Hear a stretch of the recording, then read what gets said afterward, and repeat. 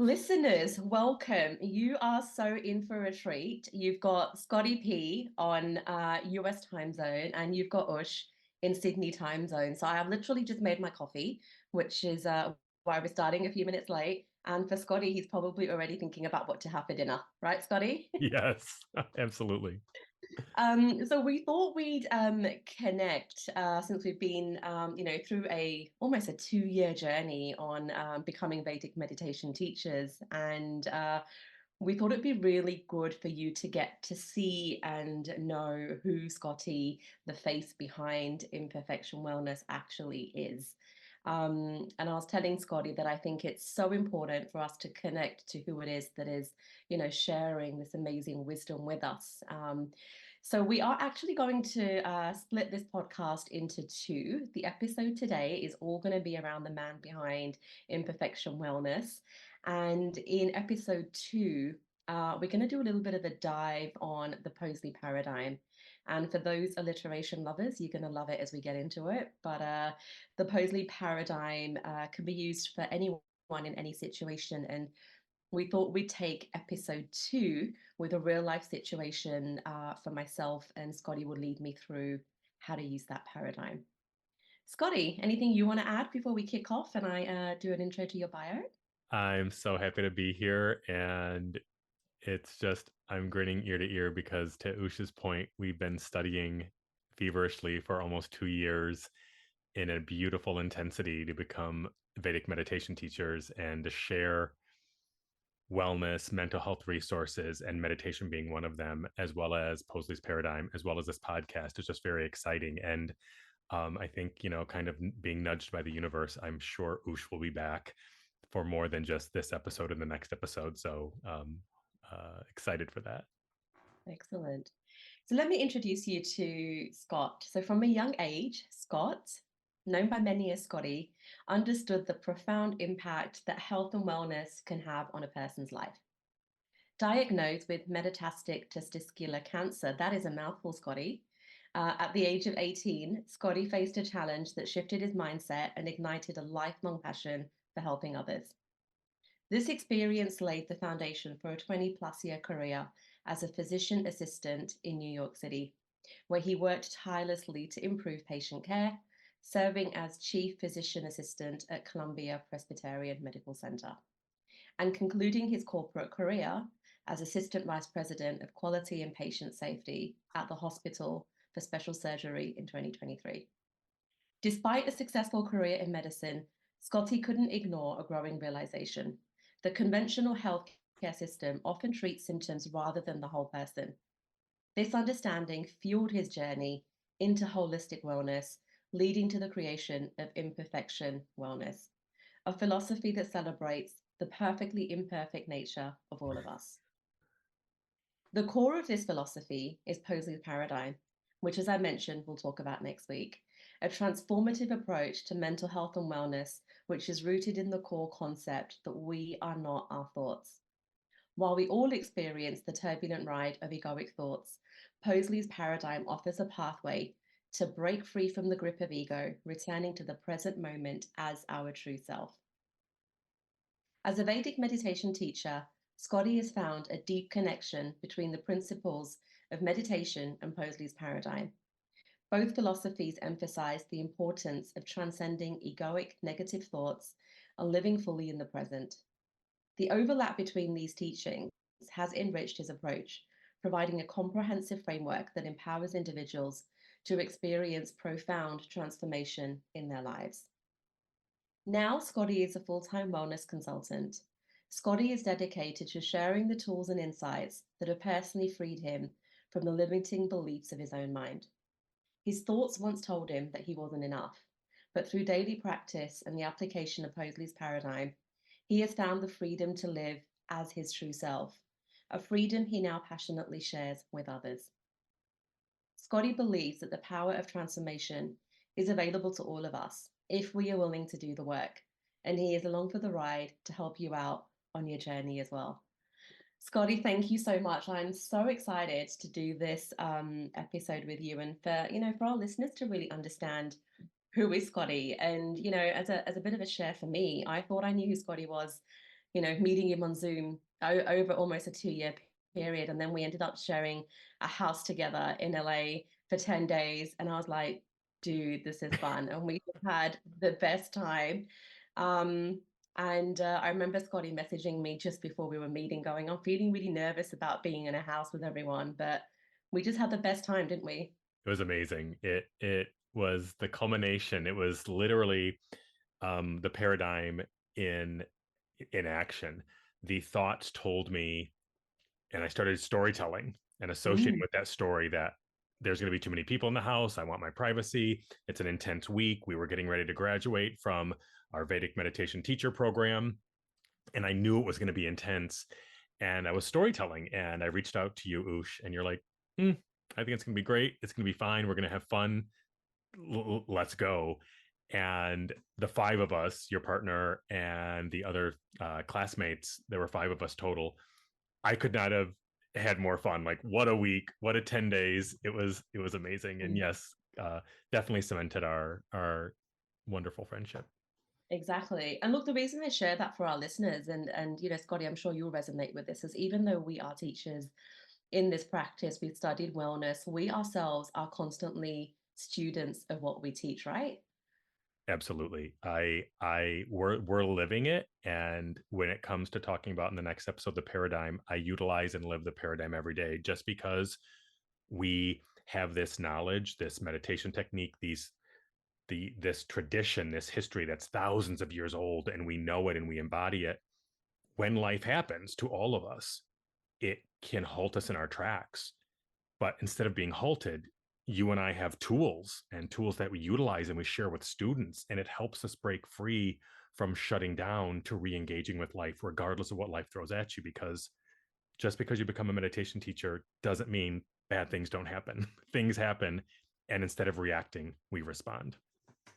Absolutely. And it's not like, we finish the course and we hit this state of enlightenment and never have any negative thoughts. Like, that is not the case. We are all still learning it. And I think you nailed it, in such a beautiful way that we just have tools that we can share. And, we've been through this, we've been through these thoughts that we have. So, yeah, it's really important for us to be able to share that.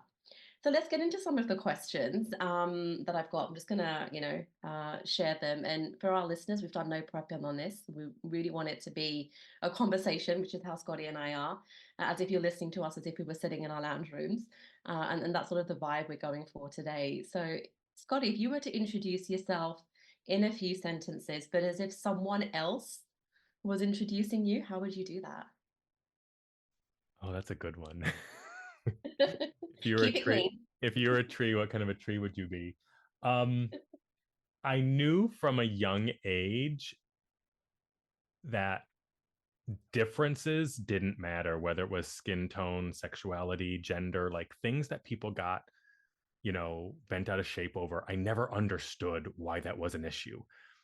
I knew from a very young age that I was gay, like, single digits, like a young kid. Like, I didn't know what being gay was, but I knew I just had a crush on somebody who was a guy, and I didn't know what it meant. And then when I realized later on in life, oh, that's what people call gay, I'm like, why does it matter?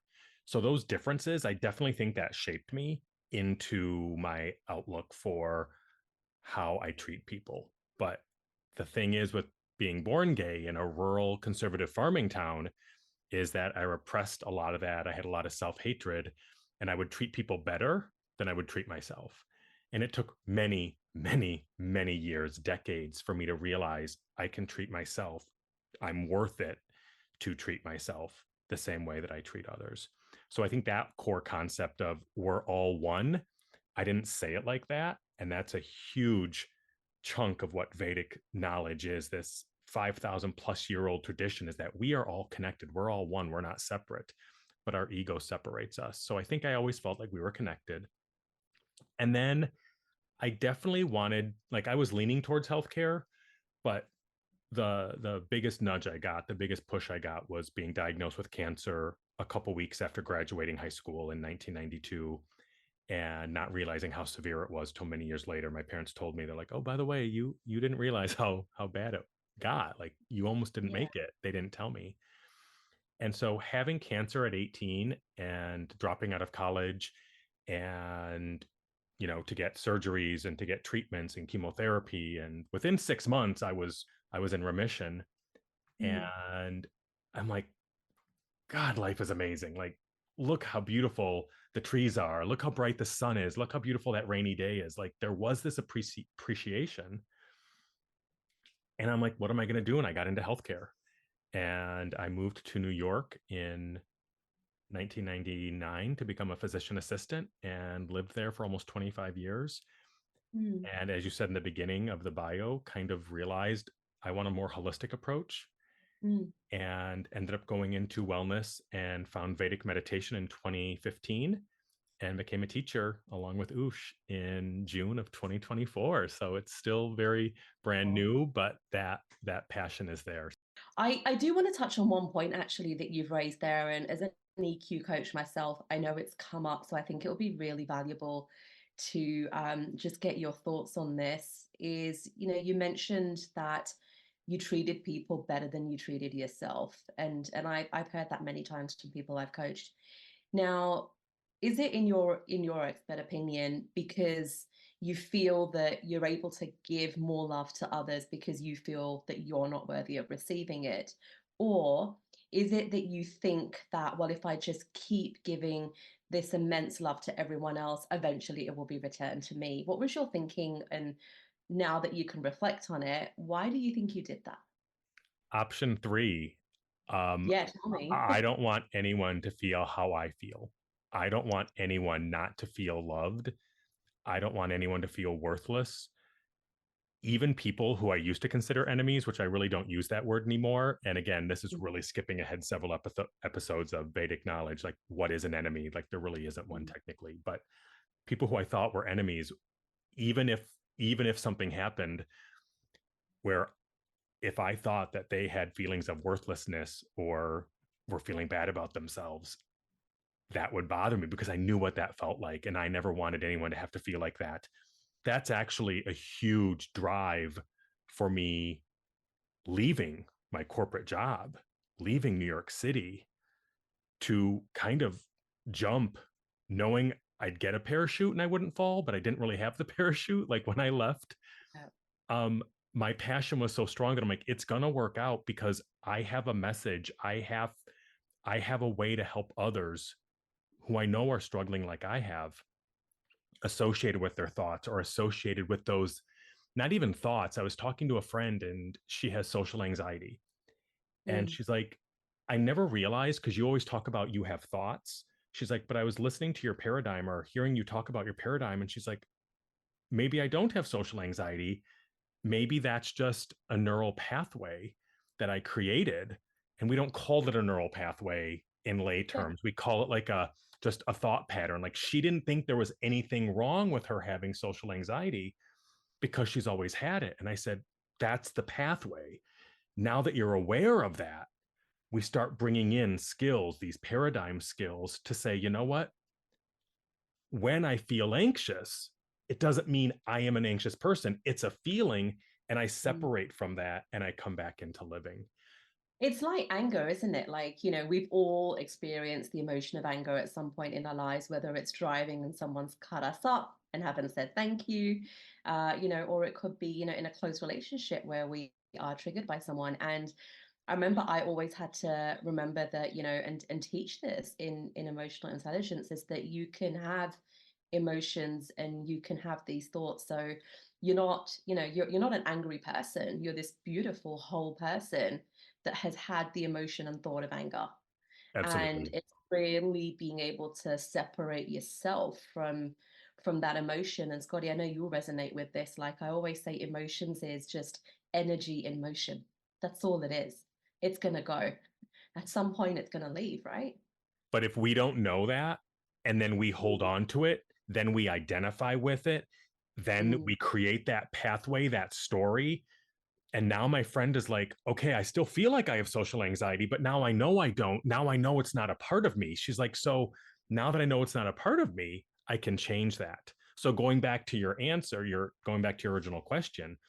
My passion was I have ways to, well, we both do have ways to help people detach from Mm, those ideas, beliefs about themselves. Am I enough? You are. You might not feel it, but we have tools for that. I have social anxiety. No, you are a person, period, with some anxious feelings. And when we create that separation, you can start going into social situations. And mm, I want to pause for a moment on social anxiety because for me, it was a huge driver when you start coming in with, am I enough? What is my self worth? And then if we're not careful, we start numbing, we start escaping, we start distracting. And my numbing agent of choice was drinking.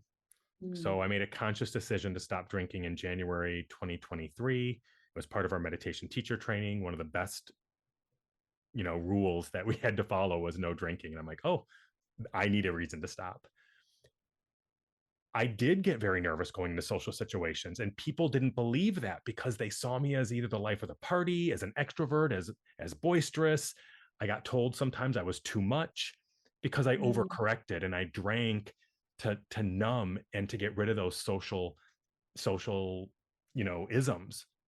So mm, now that I'm not drinking, I feel that anxiety coming up, but I realize I'm more than my anxiety.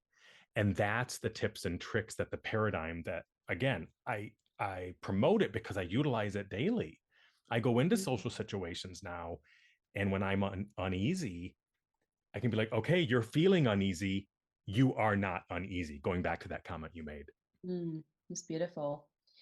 Let's talk about your shift from, a very successful wellness corporate career. And I remember being with you in the house, and we were all on budgets, and you were saying, Ush, I've lived this life where I've had the money, I've had the career, I've flown business class. Do you remember that conversation at the kitchen table?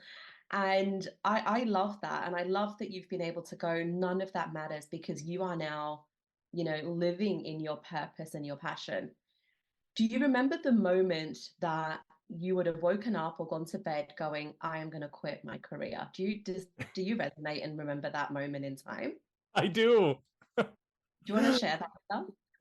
Oh my God. Sorry. I did. That it's so surreal.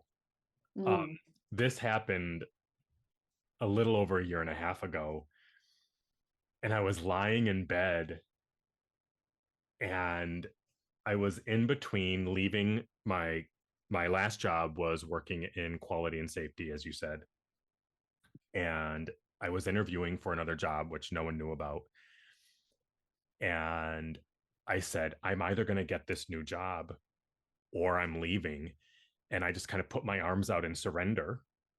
And a little foreshadowing, surrender is one of the concepts of the paradigm. I put my arms out in surrender, and I'm like, whatever happens, I'm moving forward. And I'm either going to go left and take this mm, promotion. It was a senior vice president position. It was at a system hospital. It was in diversity, equity, and inclusion, or I was going to go right. And that night, I had such a calm come over me of like, you're leaving HSS and you're going forward. I was sitting at the table with my friend a couple weeks later, and I got hired. I got chosen as the senior vice president of diversity, equity, and inclusion for the mm. largest hospital system, I believe, in the nation. Definitely the largest hospital system in New York City. And my recruiter called me and said, they want a doctor. They don't want a physician assistant. And the Right. president decided not to choose you. So I didn't Oh. get the job. And I hung up the phone and I had a huge smile on my face. And it's a relief, isn't it? Almost like we almost need permission to feel that sometimes. Yeah, and it Yeah. felt so aligned, and I'm happier and more fulfilled, and I'm not drinking to numb, I'm not shopping to numb, I'm not doing things to escape. And there's no shame if you're a casual drinker. There's no shame if you're a casual shopper. There's no shame even if you're doing it too much. It's just bringing that awareness to, Yeah. why is Amazon showing up 5 to 6 times a week at my apartment? Why is the liquor bottle going down quicker? What's going on that I'm unhappy, and I'm Mm, trying to either numb myself through alcohol or dopamine boost by getting all those packages from Amazon, and I'm happy when I open them, and a week later I'm like, I want more. So Yeah. that self-fulfillment, you're on a loop and you're not fulfilled. You think your happiness is in the future. You think your happiness is somewhere else when I get this. I had it all and I just didn't feel fulfilled because it wasn't my authentic self. And over the last couple of years, my authentic self coming out, it just feels amazing. That's a really good segue into my next question around this authentic self. And I think, a lot of us have, grown up trying to mask who we actually are, or, people have a misconception about us because we don't actually ever show our authentic self. And I think it's in the Japanese culture. I remember reading that we have like four faces that we show to the world, you know.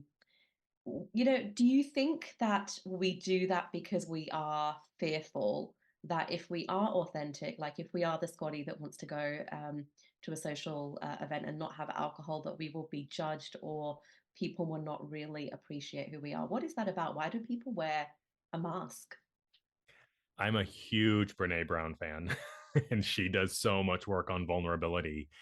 And Yeah. being vulnerable is probably the hardest thing anyone can do.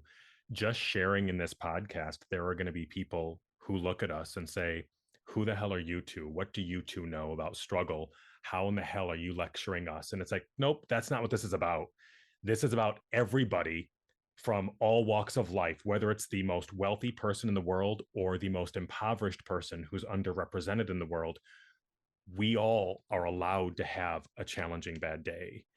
And so I think that vulnerability and people opening up, I think that's, very hard to do.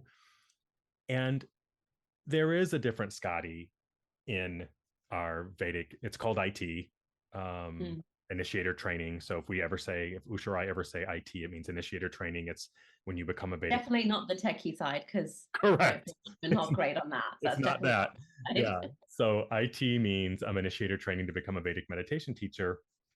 And so I'm sure there's a part of us that we show who we are in IT. Then there was a part of us when we were in the house being silly and studying, and it's an oral tradition, and you have to memorize pages of pages and recite them word for word. And it's like, we were being silly and having fun. And then if you were to go to church or if you were to be with an elder in your family, we have these different sides. I think that's fine because each of those four sides can be authentic. For me, Yeah. I was hiding an insecurity and either overcompensating or trying to correct. And again, my numbing agent of choice that kind of turned that voice off was drinking. And so that's why I, do believe that the work we're doing with bringing meditation to people and helping people, there is zero judgment in any behavior. So if you're hypersexual and using sex to numb, if you're, shopping a lot, if you're over exercising and under eating, if that's your coping mechanism, if it's drinking, if it's drugs, there's zero judgment. This is a zero judgment zone. Let's start asking the why. Let's be vulnerable and let's create a space where we can say, you know what? Okay, yeah, I can look at you and make assumptions, but I'm going to put the assumptions aside and come to learn. And as you said earlier, Ush, yeah, we may be teachers and yeah, we may have a lot of knowledge. We're also students. And I loved that our teacher, Jeff, on the last day of graduation said, the teacher is always a student and a student is always a teacher. You should always be able to ask us why or disagree or have a different perspective. And we should be able to respect that. That's the sign of a good teacher, that you can call me out and say, I disagree with you. And I say, okay, you can disagree with me. Like if you have any teacher in your life that's like, oh, you're wrong and trying to prove you're wrong, just question it. I'm not knocking that. So again, I think how we are in society and the rules of fitting in, we have to be very careful with those four faces that Mhm. you reckoned, Mhm. you discussed And I because think you nailed it as well, because you're absolutely right. You can have those different facets in different situations. And I think the key there, which you nailed, is as long as you are authentic Mhm. or as authentic as you feel you can be in those situations, then yeah, then the world will see the best of you. And your authentic self. And it's just funny when I talk to people because my secret was a deep secret and I hid it very well. And friends and family who were very close to me had no idea of the pain I was suffering. I'm not a martyr. I'm not a victim. Mm, I just self-tortured. mm, And it was from those early childhood beliefs of, you know, the little fat faggot. Like, I know mm, that sounds harsh, but I grew up in the 80s and that was what people called me. Or I was gay bashed and had the shit kicked out of me for being a faggot. I had a cross burnt in my front yard. Things happen. It is what it is. I'm I'm not that person anymore, but that story that I thought was me, I kind of mm. wore it inadvertently, making myself a victim and a martyr. And I never Yeah. wanted to, but I didn't know how to shed it. And now I look at it as it happened, period. And that's not who I am. That was an experience I had, but I'm not mad. I've forgiven and moved on because that was my choice. But I look at things differently. I look at things more holistically, and I look at the humanness in all of us. You and I are going to stumble. We're going to say the wrong thing. We're going to upset somebody. That's our humanness. And their humanness might be activated, might be triggered. That's their humanness. It's can we come to the table and have this discussion openly and learn from each other? And Mm. that's what I'm fearful of. You know, the states right now, the US, oosh, we have our big election in November, and you obviously are very well Yeah. aware. World Yeah. politics. And it's red versus blue. And if you don't have Mm, my, if you're red and I'm blue or vice versa, and you dare disagree with me, then I'm cutting you off. And we need to find this moderation. We need to agree to disagree, that Scotty and Noosh are going to say the wrong thing or do the wrong thing. But our goal is that we bring consciousness, awareness, authentic self to the table, and we help you. Our goal, my goal, is to help you reach that as well, whoever you yeah. are. I love that. And I think it'll be really good to get our listeners, just, at the end of this podcast, that, take a moment to self reflect on whether you are your authentic self or not. And I know there is so much power in being authentic. My one, just to share with our listeners as an example, was I was always in the comparison trap of, everyone else is better than me. And if I show who I am, there'll be a judgment that I'm not as good as they are. And that took, years of coaching and therapy and counseling to get over. And now that I can be my authentic self, some of the fears I had of losing friends has happened. So, again, we're not going to sugarcoat it to go, it's all going to be, unicorn farts and rainbows. If you are your authentic self, you will lose people, and it's okay, because that will just allow space for the people that resonate with your authentic self to be into your life. So, yeah, I think, our listeners really should take a moment and self-reflect and just, write down a list of what are your fears of, showing the world who you really are and shining as brightly as you can. So I want to touch into sort of like, daily routines. And, my confession, and I'm sure a lot of listeners will agree with this, is we can get into overwhelm when people talk about daily routines and self-care routines, because the world is throwing so much Mhm. at us, right? Around, top of my head, things like you should be journaling, you should be doing gratitude practice, you should be meditating, you should be chakra cleansing, and eating, really good food, having your greens, drinking water. Like, already I can feel that overwhelm. So I want us to really, or get you actually to answer this question in, if you had to choose three, your top three self-care tips, what are they and why? I think this is an obvious answer, that I meditate daily. Yeah. That'd be very funny if I didn't. That's like having a shower. I'd be disappointed if you didn't Yes, say that one. yes. So meditation. I literally wake up out of bed, go to the restroom, come back, sit back in bed, and get my first 20 minutes in. Vedic meditation is 20 minutes twice a day, and everyone's Mm, like, "Wait, what? I can't do 20, and you do it twice a day?" Again, another episode. But I'd say yeah. meditation.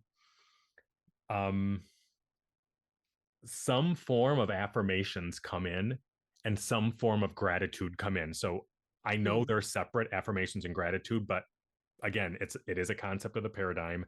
And the reason it's a concept, because they're so powerful. Mm. So there's an affirmation and gratitude guaranteed every single day. Nice. And then I don't think it's something I practice in the way that you're thinking, but make sure you practice moderation in moderation, including moderation. So we Mm. have to have moderation. A shameless plug for my website, imperfectionwellness.com. Click on free resources. There's a simple guide to wellness. And in that simple guide, I talk about this, Oosh. There's 4,000 things. You can talk to this person about wellness and this person about manifesting and this person about green juice and this person about refined sugars. It's so overwhelming.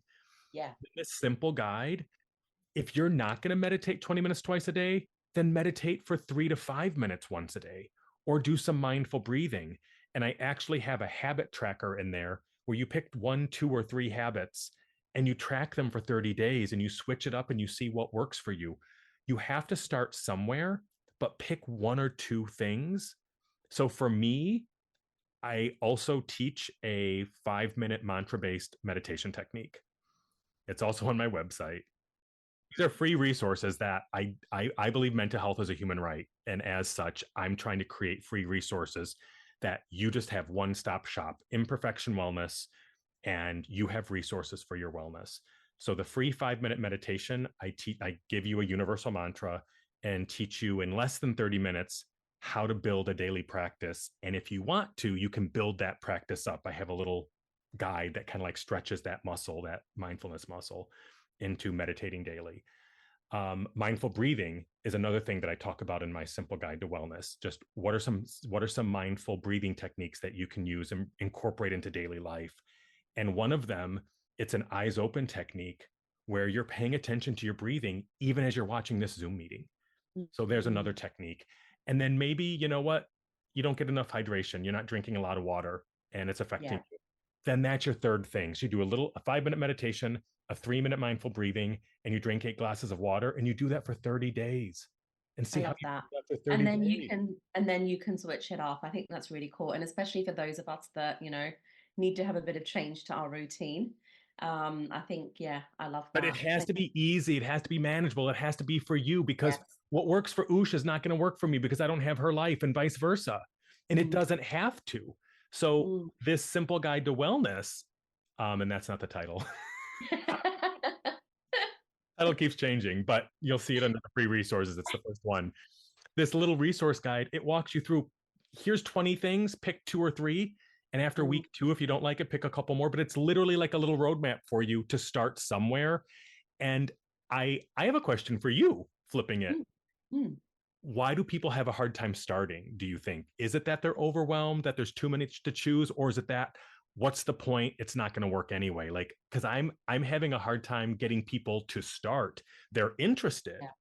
but it's like, what's the action step? And they're like, oh, I'm just going to watch your content. No, I'm good. I'm going to sit on the sidelines. I'm like, no, let's do something today. Yeah. I think really great question. I think there's a couple of things. We all have a need of instant gratification, right? Um, So almost this case of, 30 days, it's like starting the gym and wanting to lose the weight that you put on over a year in, a month. So I think there has to be a realistic expectation on ourselves when we do this to go, we do have to do it for a period of time to get the results that we want. So I think it's reconciling that fact first.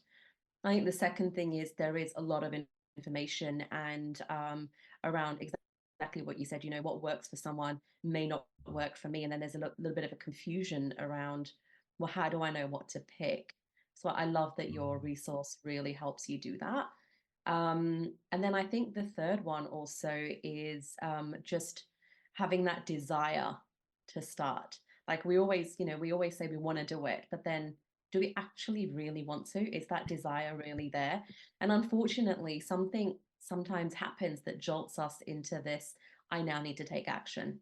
Um, and I think, this as meditation teachers, we are there, we provide, the tools, we're available, but someone really needs to want to make that difference.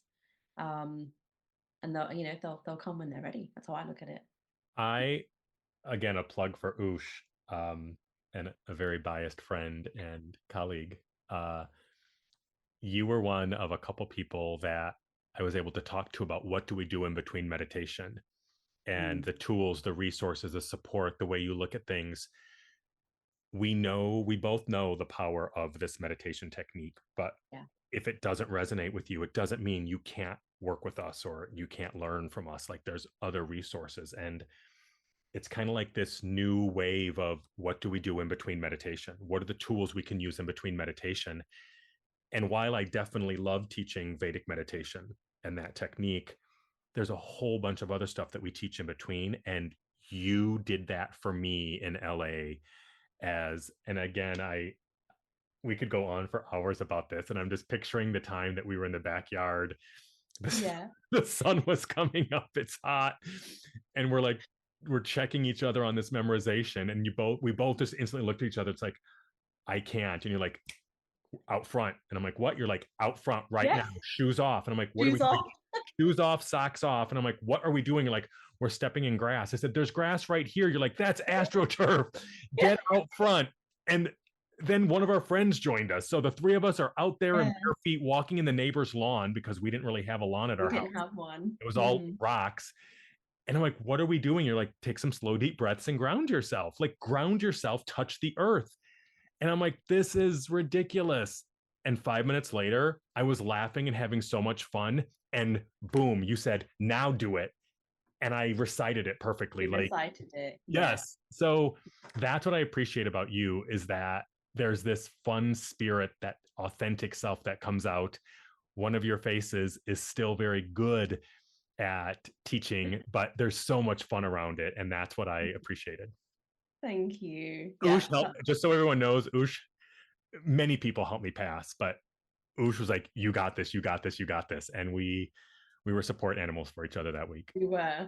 We were such a good trip. The whole class was, Definitely. like, let's be honest, our Yes. teachers, The our whole class, class was. Yeah. everybody was holding us emotionally. But Oosh and I were in the same house and challenged with memorization.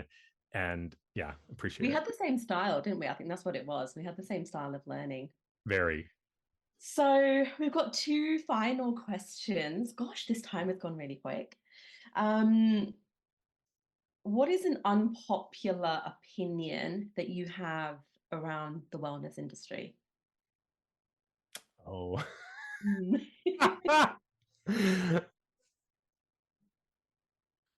Oh, it's so funny because I didn't even want to say it. Hey, be authentic. Haven't we just spoken about that in the last Yes. 20 No, minutes? I know. Manifesting.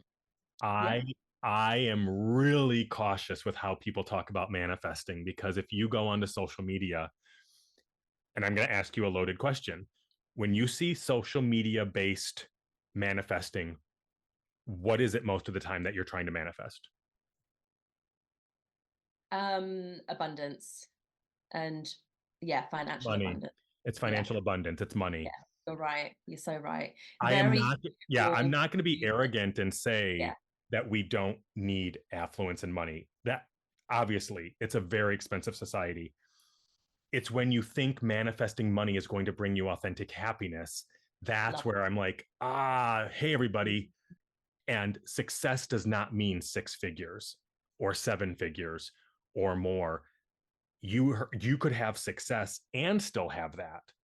But I really think like we might need to do a little note on this and have a talk. I think I'm a serial, I'm a serial manifester. I love it. There's a but for you, since we're talking about unpopular opinions. And to challenge you, like we said earlier, we challenge each other. I think it can be easy to say that, right? It can be easy to go, well, let's not only manifest financial abundance, but let's also look at health. But if you are in this situation, the time we're living in where people don't have money for food and rent, and they've got kids, they've got pets, they've got families, and they think they feel okay, like there's no major cancer, there's no health scare. At that moment in time, they're going to want to manifest their greatest pain, Mhm. right? And that greatest pain at that moment in time is to have more financial freedom or more money coming in. How, if someone's listening to this and they're in this situation where the health is okay, how do you get them to shift that mindset to go, don't worry about the money, work on manifest your health? I think that's a beautiful question. I'm glad you asked for the clarification. I think there's nothing wrong with manifesting and manifesting money when it's not, I'm manifesting money for my happiness. If I'm Right. manifesting money to pay bills, to succeed, to trusting that consciousness, nature, God, source, spirit, energy, any word you want to use, I call it nature, universe, consciousness. Yes, for me to pay my bills, leaving corporate, I didn't have an income and I was struggling, and I've been turned down more times since leaving corporate than I ever was in my professional career. And I found a consulting job that was able to pay rent. And it fell out of the sky onto my lap without me even realizing what a gift it was. Mhm. That that's allowing me to do this work. It's allowing me to pay bills. It's allowing me to thrive, but it's not giving me my happiness. And that's, I think, why I liked your follow-up question is, if I was manifesting money to be more successful, that's the caveat I have of like, Like, yeah. that's not going to bring you your happiness. That's going to cause the cycle of Mm, of that's going to continue the cycle. Now that I'm in this of, I've still applied to other jobs looking for maybe another part-time job, and it hasn't worked out, but I'm still able to afford utilities, rent, and food. I'm trying to manifest connections of, how do I connect with people to teach them mhm. wellness? So I hope I answered your question. I'm not sure that You I did. did. No, Okay. you did.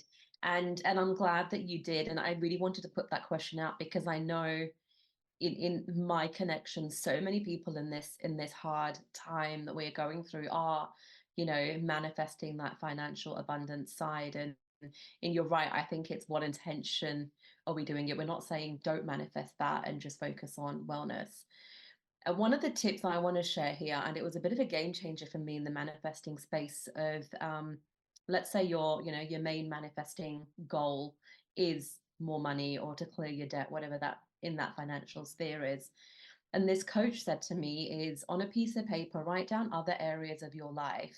So, your health, your self-care, your spiritual, your health in terms of how many times to go to the gym, and just do a check on where you are right now and give yourself a rating out of 10. So for your health, it might be a 3. For wellness or meditation, it could be a 7 or 8, whatever that looks like as a parent, as a partner. And then she says, keep your main manifesting goal of money, but dial up by 1 point on all the other areas of your life. And the reason she said that, and I love this, is because we can sometimes go, well, I'm going to go, similar to what you're saying, I think, get this money goal that I've got or to clear this debt off. And then your health drops, or, your Yes. relationship with your partner or your child drops because all of your focus is over there. And I really love how she gave us this scoring point of just out of 10, rate where you are. And then what she says is pick one thing you can do to maintain that number or up it by 1. So it almost gives you a bit of a holistic approach to manifesting, but still having one main goal. So yeah. I also want to add, so again, you asked a very tough question. What's an unpopular? And manifesting is one. And while I do manifest, and I do have my little manifest sheet of paper, it is letting go of the timeline around when it'll happen.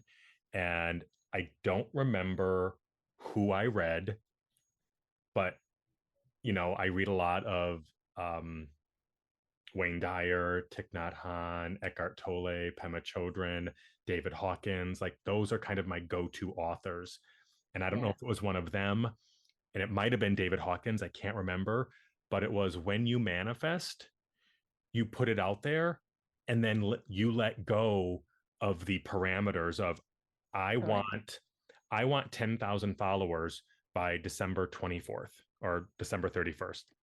Don't know why I picked Christmas Eve. Let me pick the last day. So by December 31st, I want 10,000 followers. Now, depending on your interpretation of this author, if your goal is to reach more people and engage with more people, you would Mm, like to increase your followership to 10,000, mm. period. And then you perform next right action. Action. Yes. And Love that. action is always a part of manifestation, which is why I love what your coach said to you. here's two or three areas, and let's not neglect one, because you could easily manifest yourself into a promotion where you're working Mhm. 80 hours a week and your spouse and your kids and your loved ones Yeah, go by the wayside. And then a yeah. year later, family's destroyed and But you got your goal. you got your goal. Yeah. So I think this is deserving its own episode, or at least a We have follow-up. to. Yes, because yeah, this is gonna stir some people. This is gonna definitely be some like, And yeah, one more thing about manifestation, you can tell we need to do a whole episode on this, but one of the simplest things I learned around the analogy of surrender of manifestation is a simple one of you go to a restaurant and you order your starters, and you order your main and you might order a dessert. You know that your main's going to come after your starters have come. It might take a while sometimes because they're running late in the kitchen or there's many orders, but you just know your mains are going to come. Like we just know, right? It's this innate knowing. And it's the same with manifestation. It's going to right. arrive. And we don't keep going into the kitchen to the chef going, where's my mains? When are you bringing my mains? Have you cooked it yet? Have you done it yet? Where is it? We don't do that. We just know it's coming at the time it needs to come. And I always remind myself of that analogy, and it makes me laugh. Like even when I say that, going, of course I know my food's going to arrive. It's the same thing with the manifestation that it will arrive when it needs to arrive. And if you order chicken, it might arrive as baked, Yeah, fried, steamed, whole. Like yeah, chicken's going to arrive as your main, yes, but yeah. it might look a little different. And that's another What thing. you thought. People are so attached to it has to fit into my bubble, and Yeah, they push it away. Or so yeah, I think what we realized is we're going to come back to manifesting we're in gonna come back. episode 3. And the last question, just a bit of a fun one, is I don't know if you have a whiteboard, but the question was, what is one thing or one initiative on your whiteboard you've got at the moment that you want to achieve? Publishing my book. Yeah, nice. And what's your um, time frame for that? yeah, so it keeps shifting based on input, Yeah. and I think this is a great example to end on. You ask 5 people, you're going to get 35 opinions because they're going to have Mhm. multiple opinions. And so I'm new to the wellness space. My career has been in corporate healthcare and bedside healthcare. Now I'm in wellness. And, even though we're kind of quote unquote certified Vedic meditation teachers, it's not a certificate program. It's not a piece of paper you show someone. It's a 5,000-year-old tradition. Like we didn't graduate from X college with this degree. And so trying to kind of like make our way in the door is going to be a little bit different for someone else. We're not PhDs in Vedic meditation. However, we have a lot of knowledge. Mm. With my book, it's the 9 concepts of my paradigm and kind of giving, kind of a precursor to what's coming in the next episode. These 9 concepts weren't created by me. Like surrender, forgiveness, acceptance. These are age old concepts. But when I put them into the 9 concept paradigm, there you apply whichever one in any order. And again, I'm glad in the next episode you have a real life example, because we'll Yeah, be able to apply the 9 yeah. concepts. But because of all that I'm saying, someone told me it's going to be hard to get your foot in the door and get noticed, and your book is one of millions of Mm. books, and Mm. wellness right now is just inundated. And so I kind of did a lot of soul searching, and I kind of put it on the sidelines, and I'm like, you know what, I want to use it as currency, in the sense of, here's my concept, here's my book, let's have a discussion about it. And I'm looking at self publishing within 12 calendar months, and Mm. letting go of expectations around how it'll do, in parentheses and bunny ears in quotes, Oh, yeah, because, you inspired me with that, Ush. Your book, that you let go of outcome and you said, yeah, I'm publishing this book. I want to get EQ to kids. yeah, yeah. And maybe we'll end and flip it back to you, that do a little plug for that book, because when you told me your passion for helping out children, and how you like snuck copies into like thrift stores so that they were Yes. there, and you did it on your dime, and you're like, I took it to the library and I did this and that, like that inspired me of like, you know what, I'm too focused on outcome and it's halting my Mm. process. I'm going back to focusing, and the meditation style we teach is we focus on process, knowing outcome will be whatever outcome is. So I'm taking the advice from you and our meditation training and putting that into my book. Long answer, but a lot of my answers are going to be long. Yeah, no, So that's tell great. me, so briefly, or however long you want to take, what Yeah. inspired you with your book into publishing it and getting into the hands of kids? Yeah, I just felt like, I was really in the corporate space of leaders and teaching them to manage their emotions. And, I've got a 14-year-old myself, and a lot of the time it's helping her navigate that and younger kids too. So I thought there has to be a book out there where we can talk around the range of emotions and how it's okay that we feel those emotions through storytelling. So the book is called The Magical Headband. It's on Amazon. So yeah, feel free to have a look. And it was just also a bit of a legacy thing to go, I want my daughter to be able to read that book to her kids. Oh, And oh yeah, my granny wrote that book.